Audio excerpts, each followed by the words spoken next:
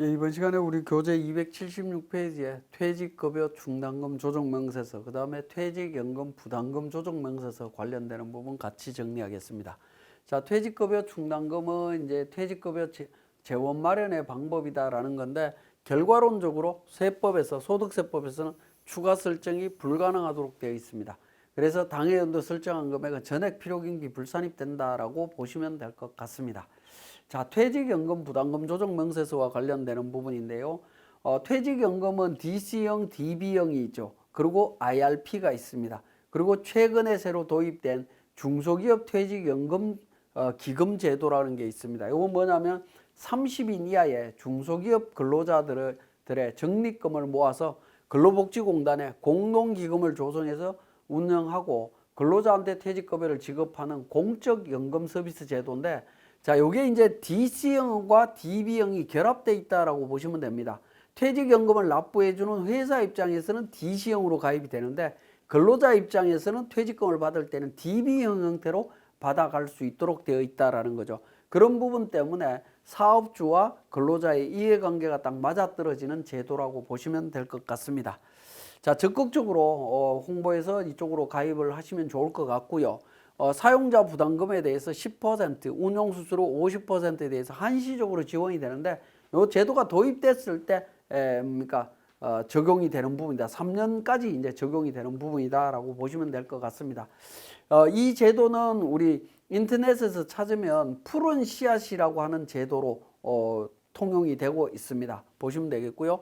퇴직연금 납입액에 대해서 퇴직연금 부담금으로서 지출하는 금액에 대해서 필요경비로 산입하는데 DC형 연금이 되겠습니다. 확정기여형 연금과 관련해서는 연금 부담금 납입할 때 전액 필요경비로 인정합니다. 별도의 뭐 세무조정 이런 게 필요 없어요. 그냥 필요경비 인정하면 되고, 직원이 퇴직할 때는 별도의 회계 처리나 세무조정이 없습니다. 그냥 끝난다라고 보시면 될 것 같습니다. 자, 확정급여형 연금하고 확정기여형 연금을 함께 설정하면 어떻게 되느냐라는 부분인데, 확정급여형 연금에 대해서는 인정을 받을 수가 없습니다. 왜냐하면 DC형 연금을 가입한다라는 것은 납입할 때 이미 퇴직금 지급 의무가 종료되기 때문에 그렇습니다. 그건 참고로 보시면 되겠고, 자, 확정급여형 퇴직연금에 대한 필요경비 산입 부분이 되겠습니다. 자, 확정급여형 연금은 한도액은 어떻게 계산하냐면 1번과 2번 중에 작은 금액에서 직전 사업연도 종료일까지 지급한 부담금을 차감하도록 되어 있는데, 1번이 추계액 기준이고요. 2번이 예치금 기준이 되겠습니다. 추계액 기준이다라고 하는 이 부분은 결국에 뭐냐면 현금으로 납입 가능한 현금 납입 가능액입니다. 가능액이 되겠고요. 예치금 기준이라고 하는 이 부분은 결과적으로 실제 납입한 금액을 의미한다라고 이해를 하시면 되겠습니다. 그래서 추계액 기준은 추계액 중에 퇴직급여 충당금 미설정분 금액을 의미하는 거고요. 예치금 기준은 단기말 현재 퇴직연금 운용자산의 잔액을 의미한다라는 겁니다. 이렇게 비교해서 둘 중에 작은 금액을 기준으로 해서 전년도까지 부담금 지급한 금액이 있다라고 하면 그 차액 부분을 한도로 인정하겠다라는 겁니다. 이때 외국인 출국 만기 보험이 있다라고 하면 확정급여형 퇴직연금으로 보고 세무조정을 해주시면 될 것 같습니다. 자, 확정급여형 퇴직연금에 대한 세무조정 부분인데, 부담금을 납입할 때 퇴직연금 운용자산 100원, 현금 100원으로 이렇게 회계 처리함과 동시에 세무조정은 필요경비 산입 100원 유보로 처분하도록 되어 있습니다. 앞에서 보여드렸던 그 산식에 의해서 계산을 한다라고 보시면 되겠고요. 퇴직금 150원을 실제 지급할 때 연금 80원을 포함해서 지급하게 되면 퇴직급여 충당금 150원, 퇴직연금 운용자산 80원 이렇게 정리가 되는데, 자, 퇴직연금 운용자산과 관련해서는 100원이 생겼을 때 비용으로 인정을 해줬죠. 감소하게 되면 필요경비 총수익금액 산입이라고 하는 세무조정이 별도로 나오도록 되어 있습니다. 자, 이 부분이 필요경비 산입했던 이 유보잔액이 나중에 퇴직금 지급할 때 총수익 금액 산입으로 해서 서로 대체해서 유보 잔액이 상쇄된다라고 보시면 될 것 같습니다. 그리고 필요경비 산입 퇴직급여 충당금이 상계된 부분에 대해서 80원 유보로 처리를 합니다. 퇴직급여 충당금으로 회계 처리했기 때문에 이 세무조정 두 개가 나오는 거고요. 퇴직급여 충당금으로 회계 처리하지 않았다라고 하면 총수익 금액 산입 세무조정만 나온다라고 보시면 되겠습니다. 자, 확정급여형 퇴직연금의 부담금에 대한 이자 상당액이 발생했을 때 이자 상당액이 발생하면 퇴직연금 운용자산대 이자 수익으로 처리를 하시면 되고 이때 이자 수익은 사업소득에 해당이 됩니다. 그러니까 사업소득으로 플러스해야 된다라는 거죠. 왜냐하면 플러스와 동시에 퇴직연금 운용자산에 납입한 걸로 해서 필요경비 산입이 되게 됩니다. 그죠? 수익과 비용이 동시에 생기는 구조라고 보시면 될 것 같습니다. 이때 발생된 이자 수익은 이자 소득으로 분리되지 않는다라는 점 기억을 해 주시고요. 자, 퇴직연금을 연도 중에 수령 해약한 경우에 대한 세무조정인데 신고 조정한 경우에는 이렇게 됩니다. 자, 장부상에는 퇴직급여 대 퇴직연금 운용자산으로 이렇게 회계 처리를 했겠죠. 근데 세법상으로는 이건 인정이 안 된다라는 겁니다. 왜냐하면 퇴직연금 운용자산을 납입했을 때 이미 비용 처리하고 끝냈기 때문에 그렇습니다. 그래서 세무조정으로 들어가게 되면 조정분계가 퇴직연금 운용자산 대 퇴직급여라고 한 비용이 감소하게 됩니다. 비용 감소기 때문에 총수익 금액 산입, 그러니까 운용자산 500만 원 유보라고 하는 세무조정이 나오게 됩니다. 자, 그 다음에 퇴직급여 충당금으로 처리했다라고 하면 충당부채 대 퇴직연금 운용자산으로 이렇게 되는데 세법상 분계는 없습니다. 이미 비용으로 인정해 준 내용이기 때문에 다시 비용 인정 안 한다라는 거죠.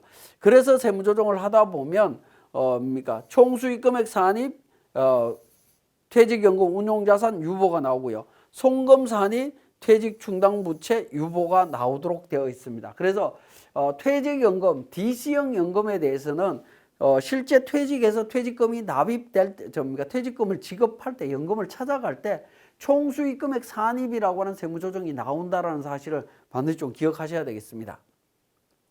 자, 그래서 퇴직연금 부담금 명세서를 이렇게 이제 서식을 보시다 보면 이렇게 20번의 기중퇴직연금 예치금 수령해약액하고 16번의 기중퇴직연금 수령해약액인데 대부분 여기에 금액이 들어가게 될 겁니다. 여기에 금액이 들어가는 이 금액은 총수익 금액 산입 유보 처분이 일어난다라고 보시면 될 것 같습니다. 기본적으로. 자, 퇴직연금을 연도 중에 수령해약한 경우에 대한 결산 조정을 했을 때 어떻게 될 거냐라는 겁니다. 결산 조정을 했다라는 얘기는 퇴직급여 비용 처리하고 비용 처리했는데 세법상으로는 퇴직연금 충당금 설정했다라는 거죠. 그죠? 운용자산을 줄이고 퇴직연금 충당금하고 상계를 했다라는 겁니다. 자, 이런 경우에 어떻게 될 거냐? 퇴직연금 충당금에 대해서 500만 원에 대해서 필요경비 불산이 유보로 이렇게 정리가 일어날 겁니다. 충당부채를 줄이면 안 되는 건데 줄였기 때문에 비용을 줄였기 때문에 그러니까 필요경비 불산입 처리하고 유보 처분을 해주시면 됩니다. 자, 퇴직연금 충당금으로 세무조정을 그러니까 그 회계 처리했다면 똑같죠. 분계가 똑같기 때문에 세무조정이 별도로 없다라고 보시면 됩니다. 근데 요 퇴직연금 충당금을 설정하는 부분은 엄밀하게 따지면 기업회계 기준하고는 안 맞다라고 보시면 될 것 같고요. 자, 지금까지 설명드린 내용을 우리 세무사랑 프로에서 다시 한번 정리해 보겠습니다. 자, 교재 279페이지에 퇴직급여 충당부채에 대한 부분입니다. 자, 퇴직급여 충당금 계정에 대한 정보가 나오는데 우리 회계관리에서 합계잔액 시산표 내용을 통해서 한번 정리를 해보도록 하겠습니다. 확인을 해보면 12월 31일자로 조회를 하신 다음에 부채 쪽에 보시면 퇴직급여 충당부채가 있죠. 충당부채에 보면 전년도에 1억 원이 있다가 7천만 원 지급이 됐고요. 그 다음에 설정된 게 당해연도 5천만 원이 있다라는 겁니다. 정보 나와 있습니다. 자, 이 정보를 바탕으로 우리 세무조정으로 들어갑니다. 자, 그러면 개인조정에서 과목별 세무조정 쪽에 퇴직급여 충당금 조정 명세서가 있습니다. 자, 여기에서 기본적으로 작성 순서는 요 네모 박스, 분홍색으로 되어 있는 네모 박스 1번, 2번, 3번 순서대로 작성을 하시면 됩니다. 자, 제가 전체 삭제하고 한번 보도록 하겠습니다. 자, 기본적으로 F12 불러오기를 통해서 전표를 반영을 합니다. 급여에 대한 전표 반영하는데 우리 교재에 보시면 그 추계과 관련해서 1년 미만 근무자 있죠. 중도 퇴사자 급여가 있습니다. 5천만 원. 5천만 원인데 이 부분 제외하시면 되겠고요. 1년 미만 근무자에 대해서도 퇴직금 규정을 적용한다라고 했기 때문에 문제될 건 없습니다. 그래서 중도 퇴사자 5천만 원에 대한 급여를 제가 제외를 하도록 하겠습니다. 그 다음에 추계 금액을 입력을 합니다. 추계 금액은 우리 인사급여에 등록되어 있는 급여를 기준으로 해서 불러오기를 통해서 반영을 하시면 되겠고요. 그렇지 않으면 수동으로 뭐 계산된 추계액이 있다라고 하면 직접 입력을 하시면 되겠습니다. 1억 5천. 추계액이 1억 5천이다라고 가정을 하고 입력을 하시면 되겠고요. 충당금 금액은 기초잔액이 1억 원입니다. 그죠? 그리고 그러니까 기초충당금 부인 누계액이 우리 교재에 보시면 유보잔액으로 5,500이 있다라고 되어 있습니다. 5,500.